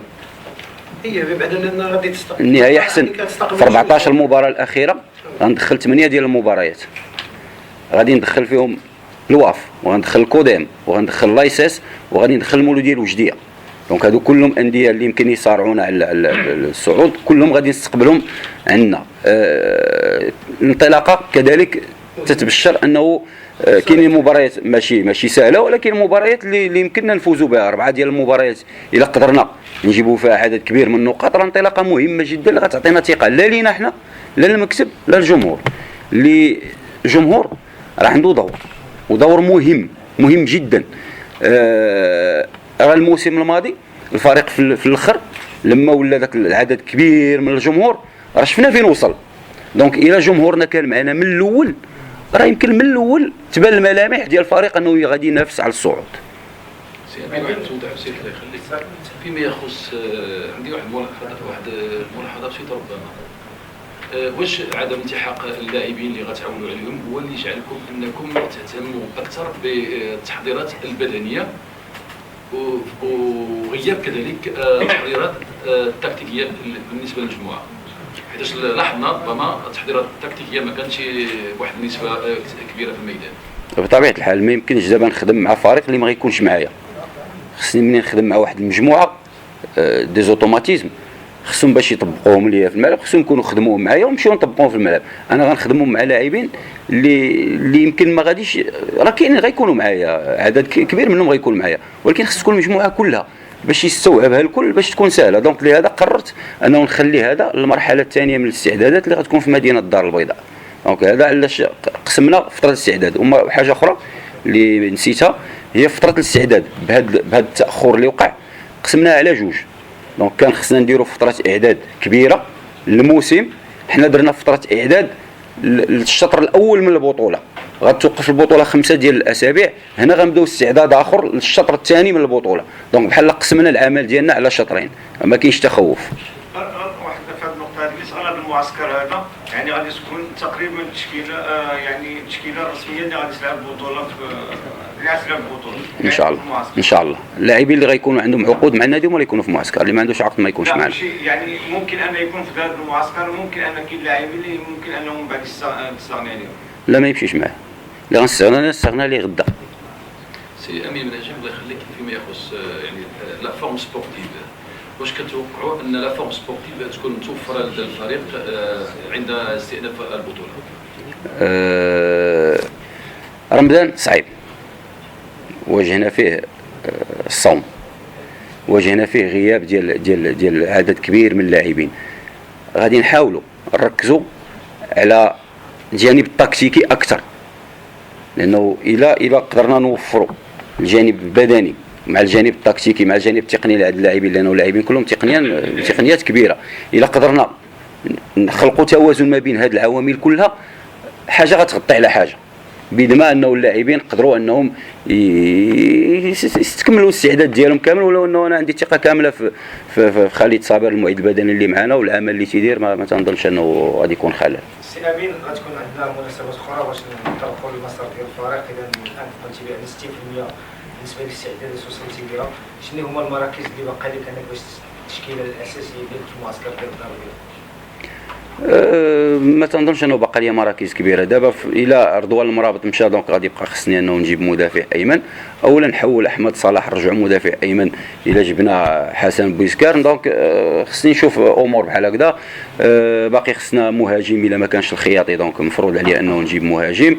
في هاد الاتجاهات هذه ما يكونش كبير. الخياطي كنوجه هذا السؤال لسي عبد الحميد. كاين اخبار كتداول بان الوكيل الاعمال ديالو هو السي بويا، وعنده اللاعب عنده واحد العقد جزائي مع العاب الكره. واش انتم مستعدين انكم تخلصوا ديك العقد الجزائي اللي عنده مع العاب الكره واستقبال اللاعب؟ حنا الاولى هاد اللاعب هذا المصاب كان يجي يقول لك اودي راه هاش اللي عندي انا. هاد الكلام اللي كتقولوا انا ما عمري ما سمعته. الكلام اللي كنسمع انا غادي نجي، انا غنجي معايا العربي الكره، هادشي اللي كاين. باقي ما جاش يقول لك اودي راه عندي واحد الاشكاليه، عندي واحد العقد اللي هو مع واحد لاجون خصكم تفكوا عليه. هادشي باقي ما سمعتوش. هناك حديث عن رقم ماليه يتداول. انا ما عرفتش، ما نقدرش نقول لك واحد الحاجه اللي ها ديال 10000 درهم. 10 درهم كيضروا لي الناس. لا والو داخل هذا كلام. الانسان 10 درهم غادي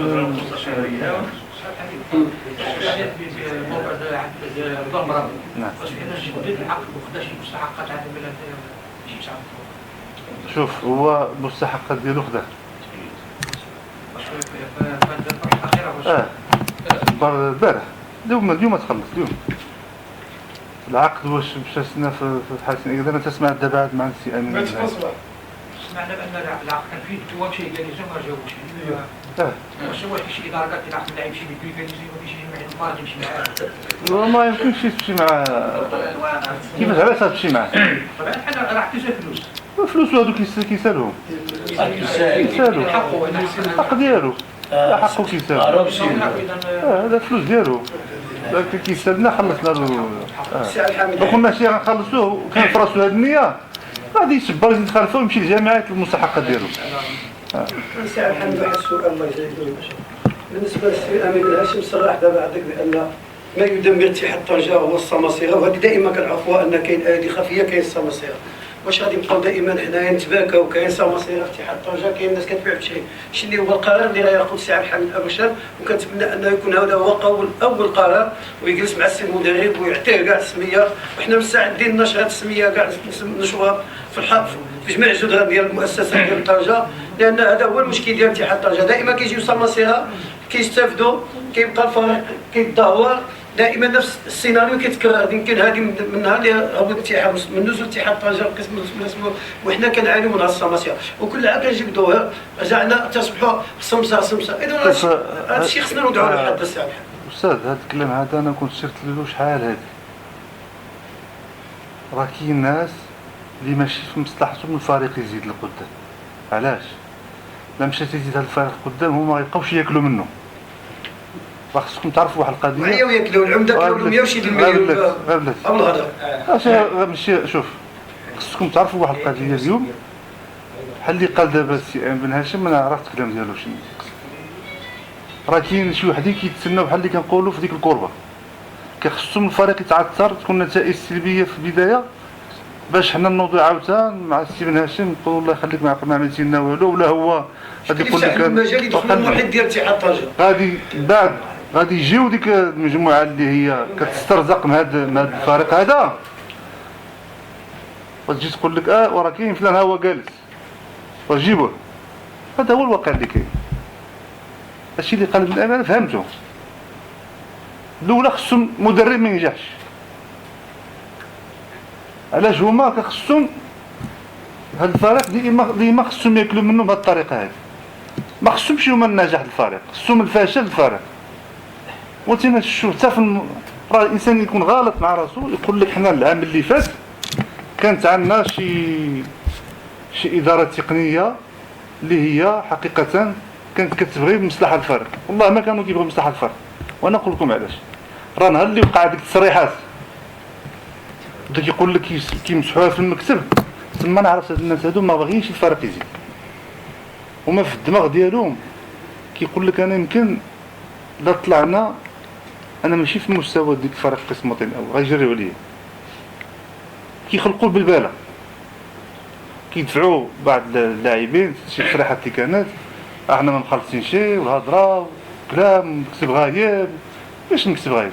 شكون اللي كان كيوفركم هاد الظروف ديال العمل؟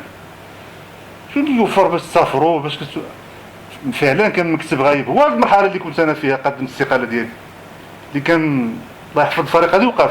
هذه هي كان المكتب غايب. هذا هو المكتب غايب. ماشي المكتب حنا كنصرفوا كنسدوا مبالغ اللاعبين والمدرب والسفريات كيقولوا المكتب غايب. دونك هاد الناس كيشوجوا على الفريق، ما باغيينش الفريق ينجح. هادو راه واضحين. ما عندي لاش نقول لك السي انت لا كنتي كتخدم العقل ديالك استاذ راه انت عارف هاد الاشخاص هادو ولا ما تسنى نقول لك انا ولا سي بن هاشم. نتوما خصكم تكون عندكم الشجاعه اللي تقولوها. السي عبد الحميد جوج ديال الاسماء تتداول مؤخرا. خص الراي العام الرياضي يعرف الحقيقه. اسم البشير بويطه كمدير تقني للفريق، وايضا العوده لتحسن بالخير. فعلا بالنسبه للبشير بويطه وهو يعين على اداره الفريق من الاداره التقنيه. مسؤول راه عنده العقد ديالو منا معاه قبل ما نقدم الاستقاله ديالي. نعم مدير تقني. رجل عنده كفاءه، رجل معقول كيبغي الفريق بواحد المحبه اللي ما كيتصورش والاخلاص اللي فيه. رجل عنده كفاءات وامانه وثقه وجميع خصال المجموعه ديك السيد. لكن ما كاينش تعاقدتوا معاه. لا كاين العقد ديالو. كمدير تقني. كاين العقد ديالو. بس اسمح لي واش عرفت مدير مدرسه ولا مدير تقني؟ لا مدير تقني. ايوا كاين ودابا انا كاين زوج ديال وغادي يبقى لا غيستمر حتى لا مدرسه. حنا عطينا كلفنا مدرسة ومدير ثقة ورجل أنا قلت لكم راجل يستاهل وراجل كيخدم بقلبه والنية ديالو حسنة وما عندوش شي أطماع ما كتهموش شي إمكانية المادة ولا من ديك الناحية. هو الحمد لله الواقع هادشي نذكرو فيه راجل شبعان متعفف. فيما يخص حسن بالخيدر أنا حسن بالخيدر دائما كنقول هاد السيد هذا شني هو شمن جريمة ترتكب في هاد الفريق ديال اتحاد طنجة. بالعكس كنشوفو كيضرب تمارة أكثر من دي. أنت دابا هاد الأيامات هادي كان الفراغ ورمضان و9 الصباح و10 الصباح اتصال يوميا مع المدرب. شني كيلعب ليه هو سلبي فيه؟ شني أنا خصني نعرف شني فيه سلبي.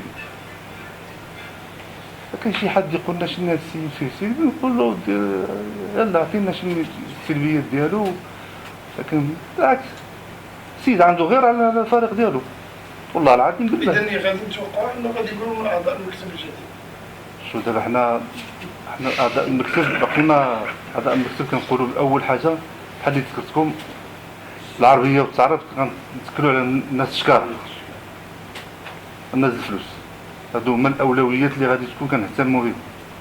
وكاين الناس اللي غادي تستغل يمكن ما كانش يعود في المكتب راه يكون في شي لجنه ولا غادي يكون ماشي ضروره اللي شوف راه اللي كيبغي الفريق ديالو راه غادي يبغي. هي نعم على دور جانب قانوني مالو ما عندوش يقدم الخيرات اللي كتحققوا لي في المكتب ما عندوش شكاره. شوف حنا ما عندوش شكاره كنقولوا القانون صايب. جانب قانوني نتفق معك. انا بيدي النهار اللي دخلت رئيس ما كنتش ما عنديش جانب قانوني. الصفه ما كانتش كتسمح لي باش نكون رئيس. الصفه هي الشكاره. واش كاين ولا ما كايناش؟ واش انا دخلت واش انا عمري كنت من خارج اتحاد طنجة؟ ما عمري كنت. كانت خلل كاين اشكاليه ما جبروش شكون اللي شبروا الفريق. كان تم اتصال بيا انا شغل الضحيه. ها؟ شغل الضحيه. لا شنو كتتصل دابا كيفاش غنخدموا العقل ديالنا؟ حنا دابا جبنا واحد 3 ولا 4 الافراد اللي هما غادي يعطيو واحد القيمه اضافيه من الناحيه الماديه للفريق. واش غندخلوهم شي المكتب؟ ها؟ ما يمكنلكش. هذا هو الواقع وهذا هو المشكل اللي كيتخبط فيه الفريق ديال الاتحاد. سعادة الرئيس على دور الكلام ديالك اللي كتقول راه ما عندك حتى شي زعما شي حاجه ديال الاختلاف مع الراي العام. اذا هذا راه عطينك هذه الصلاحيات انك باش الاهم ديالي هو تكلم السي محمد على اللجان بعد تشكيل هو هذاك بعد انتهاء الجامع العام كنتي دخلتي في مشاورات مع المنخرطين وكلتي اللجان.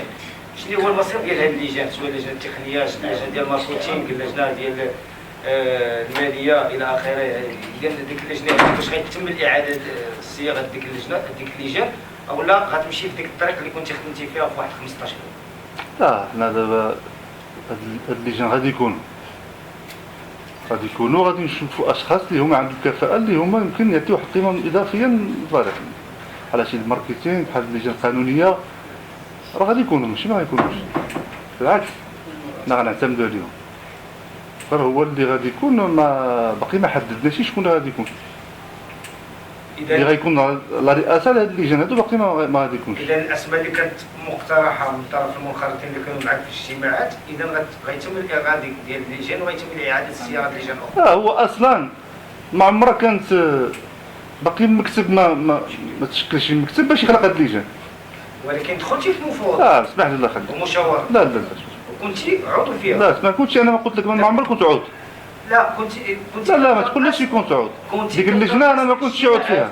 حتى هو كنت انا ديك الساعه باقي رئيس. انا جالس رئيس بحق باقي ما عملناش شكون رئيس رئاسه اللجنه. كانت في ديك الخيار المنخرطين تم التوافق على واحد 4 اشخاص اللي غادي يمكن عطيناهم غير باش ينطلقوا ماشي باش غيكون رئيس اللجنه. ما عمره ما كان. حنا المكتب باقي ما مشكلناش. ما غيتشكل المكتب عطينا حنا الرؤساء اللجنه. واحد المشكل السي عبد الحميد دابا خوفتينا علاش كتشوفوا ان اتحاد طنجة ما عندنا مستقبل بدون السي عبد الحميد هشام هي الحقيقه ما عندنا مستقبل. معنى انك تستغرب اتحاد طنجة موارد قاره خصها موارد قاره. يعني كيف يعقل ان اتحاد طنجة فيها برلمانيين فيها منتخبين مستطعوسين على ان يشوفوا شي مشاريع اللي كتعود بالنفع اتحاد طنجة. وهنا كنشر لك ديال ديك البارك داتراكسيون هذاك وقع فيه قيل وقال على ان ديك الشركه اللي جات خسرت الدار البيضاء وطنجة، وكانوا عملوا واحد الجلسه في الولايه، ولكن على حسب ما سمعنا على ان العمده ما توسي ديك المشروع هذا اللي كان غادي تعطى واحد المبلغ زعما محترم اتحاد طنجة. دابا خصنا تكون الناس اللي هو السبب. كيف يعقل ان العمده اللي هو في المكتب ديال اتحاد طنجة ما بغاش يدوز هذا الصفقه؟ وهذا السؤال راه طرح سؤال العمده وقيلا كان حاضر معنا وجامل العام، راه طرح سؤال هذا السؤال هذا وراه كنجاوبكم عليه شخصيا، كنجاوبكم وردوا شخصيا على هذا السؤال هذا. وكان خاله ودي راه دابا كان ديك السيد يجي دابا نعطيوه يجي دابا هو دابا الرجل مشى بحاله.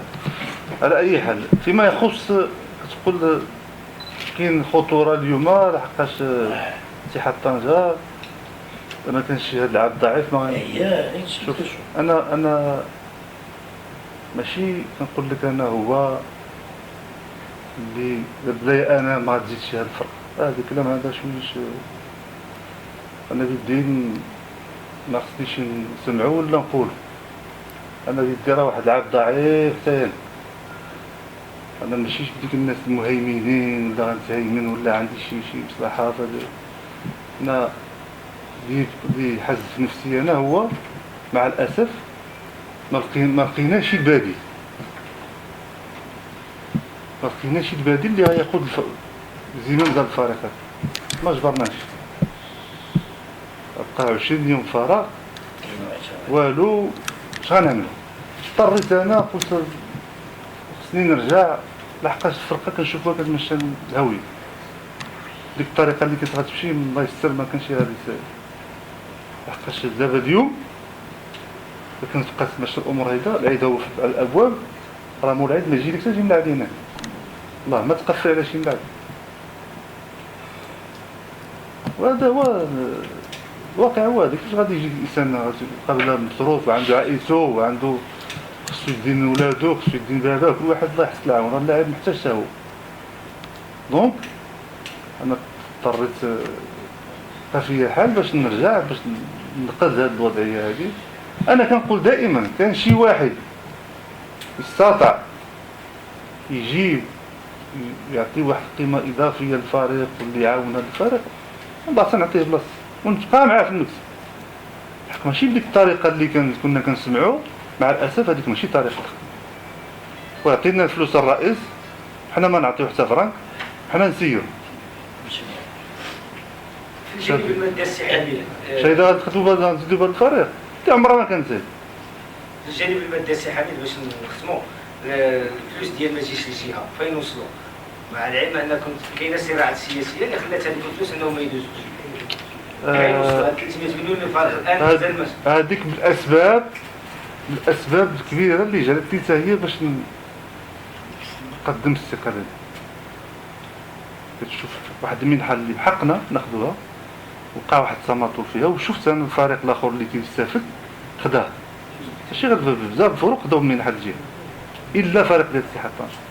كاين خصم سياسي ديالكم اللي رافض راه الباسكيت خداو، كرة القدم خداو، الفولي ما خداوش. ما عرفتش والله. حنا بعدا كفريق اتحاد طنجة انا هادشي كنقول انا ما بحق ان شاء الله هادشي راه كندركوه خدامين عليه باش نحصلوا على ديك المبالغ هادو. والعمده حتى هو عاوتاني انا كنتكاليه باش ان شاء الله في جونفي يكملنا ديك المنحه ديال وصلنا 3 مليون درهم 300 مليون سنتيم هي غتكون مزيانه وان شاء الله ما يكون غير خير. ودابا الاولى غنعتمدوا على هاد بعض رجال الاعمال اللي قصدناهم ان شاء الله اللي غيكونوا معنا في المكتب حتى هما غادي يعاونوا باش نخليو الفريق يشتغل بواحد الاريحيه وواحد الاطمئنان. وهذا هو اللي كنخدموا.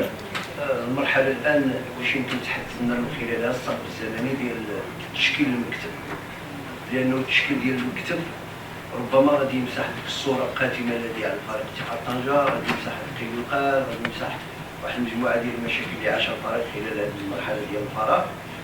وبالتالي على انه يتفتح نقاش من جديد، تكون مصالحه مع جميع الاطراف، وكذلك الاستعداد لانطلاقه موفقه. والفريق اتحاد طنجه بحال اللي قلنا راه ماشي غير كنتقدوه، ولكن راه في واحد الوقت قلنا بان هذه المجموعه هذه راه تمكنت بتجعل الفريق في عام ونص ديال التسيير يحتل المرتبه الثالثه. واحد الوقت اللي كان هذه واحد 6 سنين 8 سنين هو كيتجه لواحد المجموعه الطرق باش ما يعاودش القسم ديال البلاد. شي راه قلنا بان هذا المكتب هذا راه استطاع يجيب 43000 متفرج، وقلنا واحد المجموعه ديال الاشياء اللي كانت ايجابيه كنتقدوا. هذا في اطار نقاش عادي، ليس لنا اي مشكل مع الاخوان. غير الان حان الوقت في ظل هذه الوضعيه هذه ديال اخراج المكتب المسير للوجود اقرب وقت ممكن. اولا غير باش نعطيك، اولا لانه باش اعضاء ديال المكتب المسير يرافقوا الفريق في التدريب ديالو، بحال اللي كنا كنشوفوا في واحد الزمان انهم كيحضروا مع الفريق، كيمشيو مع الفريق، كيرتاحوا مع الفريق، يطمئنوا اللاعبين، يطمئن المدرب، لان راه كاين واحد الضغط كبير على المدرب ولا يمكن ان يتم تسديد هذا الضغط الا بواحد المكتب مسير، بواحد المصالحه مع الجميع حتى مع الجماهير. لانه لو كنشوفوا الجماهير كتهضر وكتعمل وقفه احتجاجيه وكتعمل العملات، راه الوقت اللي كتكون النتائج بحال اللي كانت السنه الماضيه في واحد الفتره معينه، راه كلشي كان كيتبدل، راه كلشي كان كيتكلم على طنجه بالخير وبالايجابي. اذا كيفاش كتشوف هذه المصالحه من جديد، وكيفاش كتشوف على انه التشكيله ديال المكتب المسير في اقرب وقت ممكن؟ حنا بحال اللي ذكرت في الاول، قلت لكم راه ان شاء الله تشكيله المكتب غتكون مور العيد، وغادي يكونوا فيها ناس اللي هما عندهم واحد الوزن ثقيل اللي غيعطيو بحال الجانب المادي اللي يمكن غادي يساعدوا الفريق. غير هو اللي خصكم تعرفوا. كنا نلعبوا اسمه الزموري وخليت مور العيد باش انا كنخاف نقول هاد الاسماء ويمشيو لعندهم عاوتاني ويندموهم يخوفوه. والله عاد راه هادشي خصكم تسترد، راه يسمعوا هاد السميات يمشيو لعندهم بعدو داخلين الوساخ داخلين هادي هذا غير اللي كاين. السي محمد شوف، حنا بالنسبه كتعرفوا هاد الموسم اللي فات حتى لينا المركز الثالث، راه عندنا واحد الثقل ماشي سهله. عندنا جبل دابا انا كنحس به، بالنسبه لي انا كنحس بواحد الجبل داري اللي كنشوفو ان شاء الله يا ربي هو خصنا نكون ما احسن، ما خصناش نرجعوا للأرض. حنا ما غادي نقصروش من الجهد ديالنا، وكيبقى التوفيق مع الله سبحانه وتعالى، ما غنقصروش من جهدنا. غادي ان شاء الله وغنعاونوا السي امين بن هاشم، غنتعاونوا معاه باش ندوزوا هذه المرحله اللي كان فيها شويه مشاكل، وغادي نكونوا بجانب باش نحسنوا حتى هو، نخليو شي حاجه اللي تاثر عليه. اما فيما يخص المصالحه مع الجمهور، الحمد لله انا ما عندي حتى شي مشكل مع الجمهور، ولا الجمهور اللي كيطلب فريق يكون عنده في المستوى اللي هو حتى وقت كيحلم بواحد الفريق يكون في القسم الوطني الاول، هذا من حقه. انا ما عندي حتى شي اشكاليه مع الجمهور، بالعكس انا دائما كنقول الجمهور عندنا في رائع، الجمهور في المستوى كيبغي الفريق ديالو، كيتبع الفريق ديالو، كيقوم بواحد الدور مهم. هذا العام كان حتى هو عنده واحد ما تنساوش من ناحيه المداخل راه ساهم بواحد الدور كبير. دونك بالعكس ما عندي حتى شي مشكل مع الجمهور، ولا كنحيي الجمهور من هنا، ودائما كنحييه انا كيقوم بواحد العمل ديالو اللي خصو يقوم به. وحنا كيبقى الدور ديالنا حنا كنكتب حتى حنا نقوموا بالدور ديالنا. الدور ديالنا شنو هو؟ خصنا نوفروا امكانيات، وخصنا نحميو الفريق ونحميو المدرب، هذا هو دورنا حنا. سي امين وجزاك بخير، سمعنا ودا خلينا نعم. اجا نجم الشق التقني، بديتي بمبادره ديال البحث عن الحلول. المشاكل اللي كانت عند اتحاد طنجه السنه الماضيه ظاهر ايسر، قمت بتجربه ديال اكنا، وقلت انه عطاك مؤشرات جيده على انه يمكن يستمر. مشكل اخر انه في اتحاد طنجه لا قدر الله تصل لك بالقمري خرج بطاقه حمراء، ما كاينش شي حارس ثاني في اتحاد طنجه. شنو عملتوا؟ واش كاين شنو هو البديل؟ لان البطوله طويله فعلا البديل خصو يكون شاب، خصو يكون راجل كبير. يكون شاب كاينين جوج حراس اللي عندهم تجربه ولا غيتنافسوا على المركز ديال الحارس الاول، يبقى واحد فيهم حارس ثاني. الوقت لا قدر الله الا كان شي طارئ، دونك خصنا نوجدوا حارس من الشبان، وهذا هو اللي تيدير فيه مدرب الحراس الجباري. تيوجد، راه الا شفتوه في التدريب راه عنده عدد كبير من الحراس، يمكن 6 ديال الحراس اللي تيدرب باش يمكن يلقى فيهم واحد خلف اللي يكون كحارس ثالث اللي يمكن نعتمدوا عليه مستقبلا. دونك ضروري خصو يكون شاب، ضروري. دور الاسماء اجانا ويمكن الفخامه، ما عرفتش واش محمد يقولنا واش. لا كاينين حراس اخرين، حتى هما كاينين، وكاينين حراس اخرين.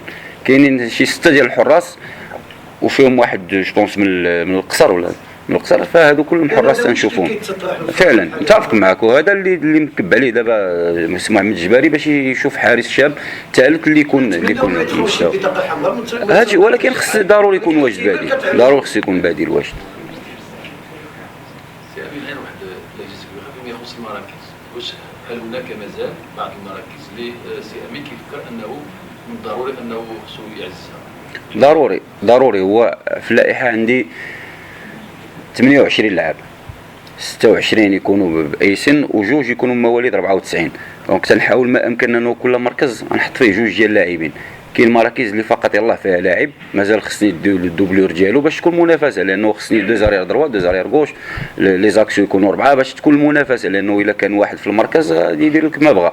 دونك مازال بعض المراكز اللي تنقلب فيها على الدوبلور وتكون منافسه بيناتهم، والاصل بحال المنافسه ما بين الحراس مثلا، اللي اصلا اللي واجد 100% راه غادي يدخل المرمى ديالو، غيدخل يحبس. دونك في اي مركز تنقلب باش يكونوا جوج ديال اللاعبين. لحد الساعه كاينه مراكز اللي فيها جوج، وكاينه مراكز اللي مازال تنشوفوا قطع غيار. الا كان لاعب في المستوى ولاعب بتجربه نجيبو ويكون في هذاك المركز، الا ما كانش غادي ناخذ شاب. دونك باش ما نجيبش لاعب بتجربه وبخبره وما غيعطينيش اضافه اكثر من واحد شاب. دونك مثلا في وسط الميدان كاين ايرفي، كاين ساكو، كاين الشرادي، 3 ديال اللاعبين بتجربه، وغيرنا لاعب من المركز ديالو اللي هو عباد الملقب بيلي وحطيناه كوسط ميدان مدافع. دونك غيكون مع هاد 3 غياخذ تجربه، والوقت اللي تجي فرصه ديالو غيدخل يلعب، لانه شرحت ليه انه في المركز اللي كان تيلعب صعيب انه يدير كارير وصعيب يلعب، خصو ضروري يغير المركز ديالو. اقتنع والان تيشتغل وعطانا مؤشرات انه غيكون احسن، ومازال شاب وديال الفريق. دونك يمكننا نستافدوا منه سواء هذا الموسم او مواسم مقبله. دونك في هذا النطاق حنا درنا العمل ديالنا. لا تسامح، عنده عقد. عنده عقد.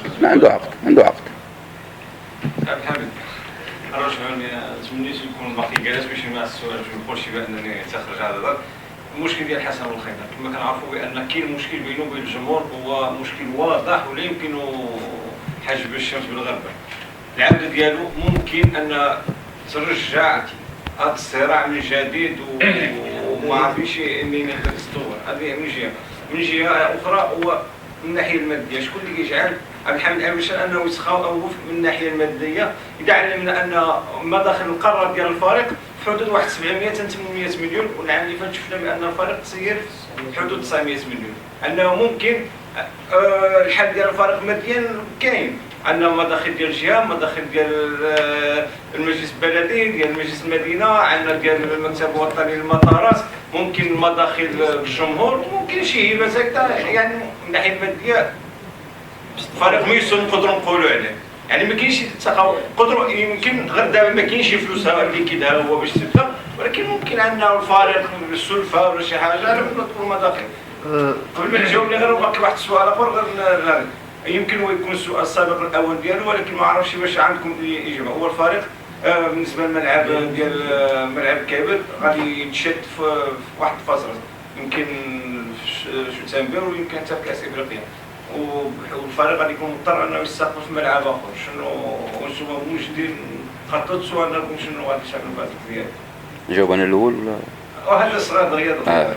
في كاس افريقيا غادي توقف البطوله، ما تكونش ملعوبه. لا ولكن الملعب العام سمعنا غادي تشد قبل ما تبدا سمعنا وي تا انا سمعت، ولهذا مشيت شفت مرشان وشفت الاصلاحات اللي غادا فيه، تيبان انه من هنا يمكن الشهر يكون واجد ما يكونش فيه مشكل، لانه ما تيدخل لي حد والارضيه بدات تتصلح، تنديروا تداريب في الطارطون، بان لي انه يمكن يكون واجد كوم دوزيام بلون. كاين مرشان ما تيبان لي غير تيبقى المسائل الامنيه وهذا واش ممكن، مي كملعب كارضيه الميدان تنظن انه مرشان واحد. واش في العلم ديالك سي امين بان هذاك الملعب اللي كتحدث عليه دابا ديال ملعب مرشان راه يستغل من فريق معين في الدراسه ديالو، على الاقل كيسمح لهم يومين في الاسبوع عنده مجموعه من الاطفال انهم كيستغلوا ديك الملعب، والارضيه ديال الملعب راه كانت رديئه، وعاد دابا كتحدث على انه كاين التعشيم ديالو من جديد وغادي يرجع انه تقدر تستافد منه، ولكن راه الا تفتحت في الواجهه ديال هاد الشباب مره اخرى ما تكونش صالح بالنسبه لي كنت متفق معك، وانا ما نقدرش نحبس. هو الاشكال اللي مطروح التخوف اللي كان هو من الجانب الامني، هذا هو اللي حقاش حنا العام اللي فات كنا بغينا نلعبوا فيه، السلطات المحليه كترفض، هذا هو المشكل اللي مسائل اخرى تتحل، تعمل يشونج معاهم بزياتان ولا شي ما يدبر بيناتنا تبقى الحل. اخر صعود من قسم الوطني الاول فيما يخص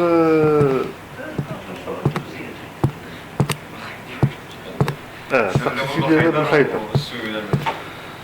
بالخيدر انا بحال اللي ذكرت قبيلاتي قلت اودي راه انا اللي كنشوف فيه ايجابيات زعما الصراحه هي هذه، عنده بعض شي حوايج اللي غادي نحتاجوه، الفريق محتاج يديرو، كيبقى الصراع ديال الجمهور وبين اتحاد طنجة.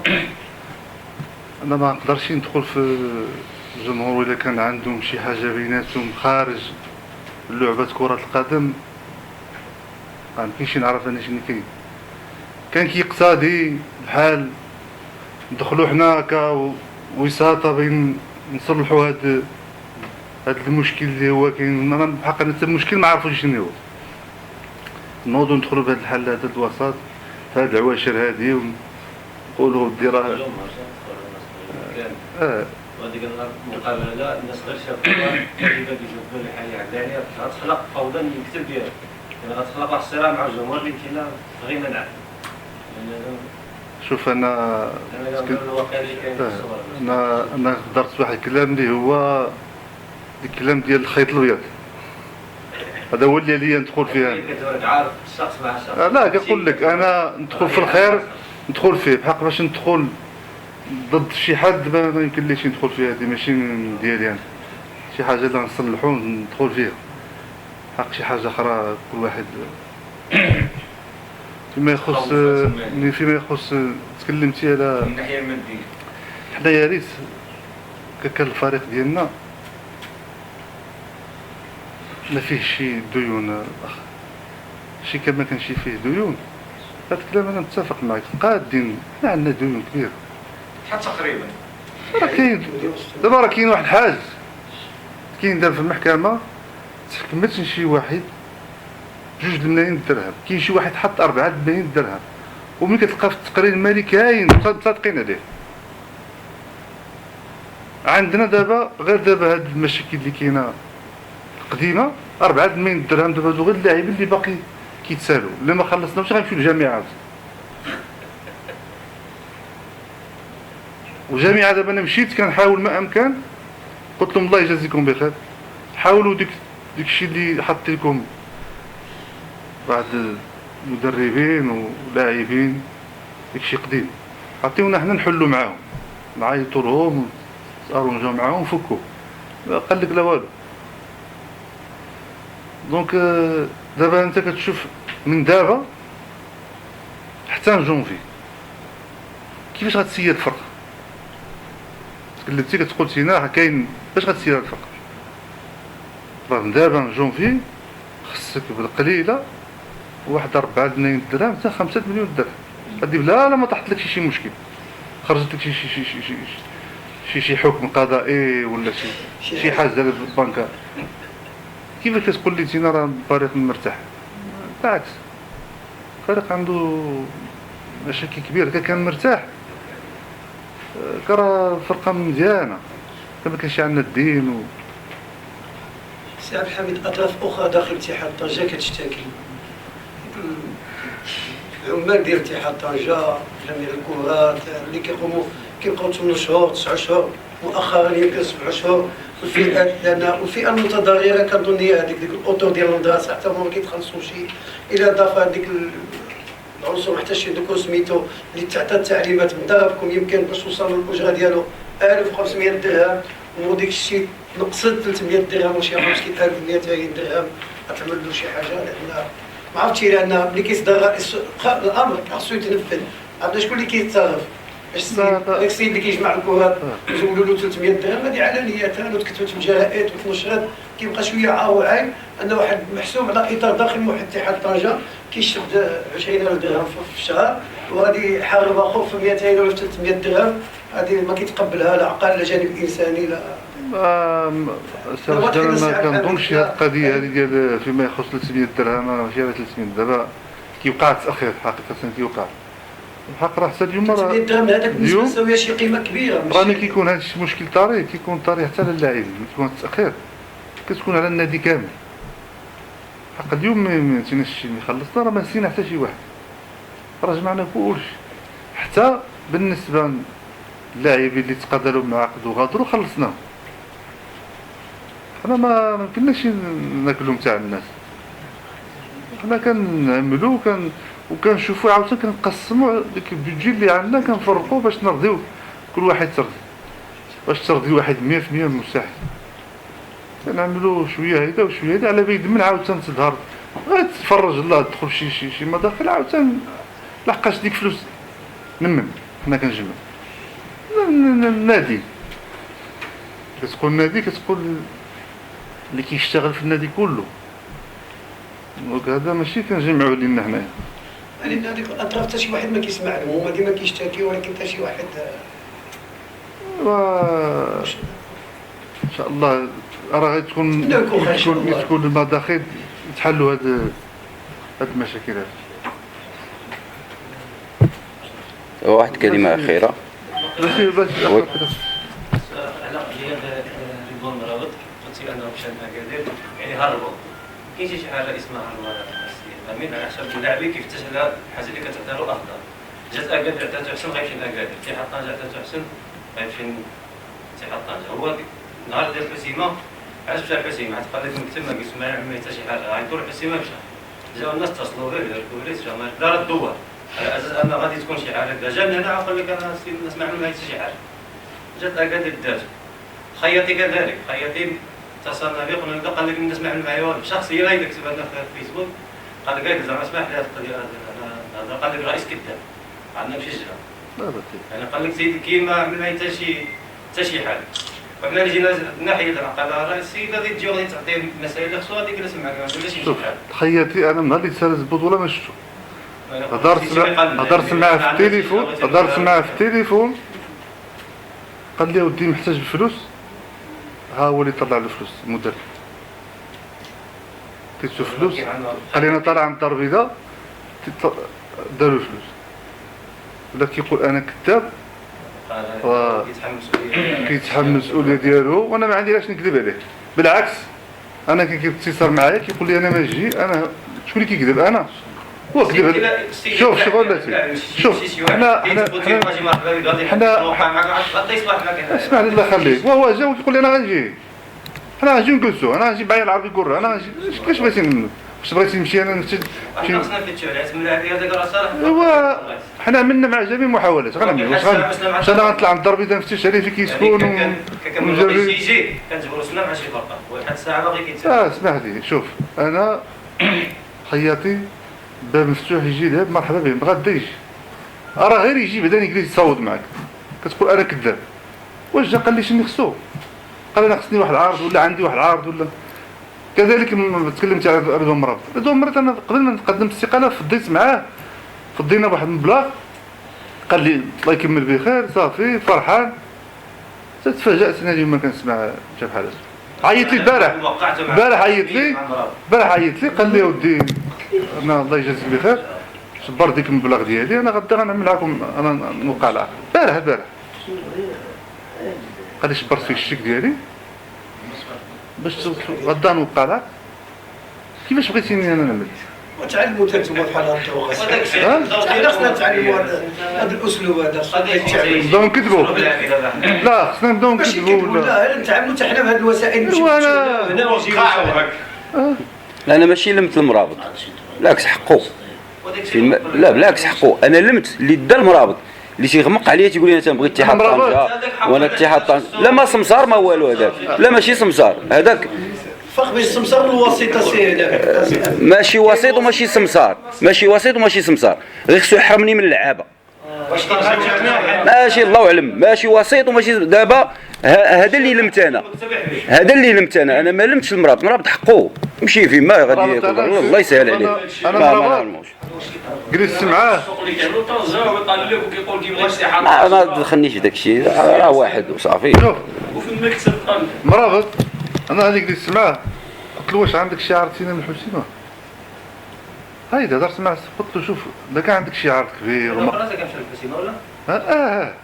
اسمع قلت له واش عندك شعار قال لي شوف انا باقي مشيت للحسيمه قال لي وانا ماشي حماق نمشي للحسيمه بقى نضرب طرقا هذا هذا الكلام قال لي انا الفرقه ديالي الاولى انا الفرقه ديالي عزيزه عليا خصني نبقى فيها هذا الكلام اللي قال نفس الكلام قالوا لي صح يعني نفس هذا هو الكلام يقول لك انا الناس يعني يعطيوني داك الشيء مرابط ما كاينش اللي صيفطو الا شي واحد كيدفع فيه شرجاوه مزيان وحتى الخياطين نفس الهضره شي هذا الخضر بالخياطين كذاب راه مدفوع حتى هو دائما كانوا هنا دائما بطنجه انا كنعرف كذبت عليك هو اجي عندي اخي جلست معاك في الدينه وما كملتش معاك ياك انا باقي كتجيجي انا كنهضر معايا كتقول لي غدا بعدو واحد السيمانه بعدا مابقاش كيهز عليا التليفون قلت انا السي امين قلت له اخي مابقاش كيهز عليا التليفون قلت المعقول ما كاينش هذا الشيء اللي قلنا هذا قلنا انا شفنا المعقول ما كاينش معقول هو جا بعدا جلس كل واحد يشوف كل واحد يقول شوف هذاك الدماغ ديالو الضمير ديالو خليه يقول لي بخ حنا إرفي جلس معانا إرفي أول حاجة عنده عقل العام اللي فات أنا زيدت له كان باقي في فلوس البطولة قال لي خصك تزيدني قلت له ما كاين مشكل زيدنا هذا العام هذا جلست معاه قلنا قلت له خصك اول حاجه تلتحق بالتدريب ديالك هادشي اللي كتعمل راه تينا ماشي هادشي ماشي احترافي تينا عندك العقد مع الفريق خصك ضروري تلتحق بالتدريب ونجلسوا لا انا عندي كوكب دخلوا له في الدماغ ديالو الكوكب قرات قلت له شو راه ما تمشي للكوكب قلت له واخا يعطيونا الشي من الكوكب والله ما تمشي جلس نتفاهموا ما كاين مشكل حق تقول لي انا لا ما نلعبش في طنجه انا خصني نلعب لا ليغ اراب وخصني نلعب ودابا هادشي اللي تخلف خصني باش نبان قلت له والو هادي غير حيد نبان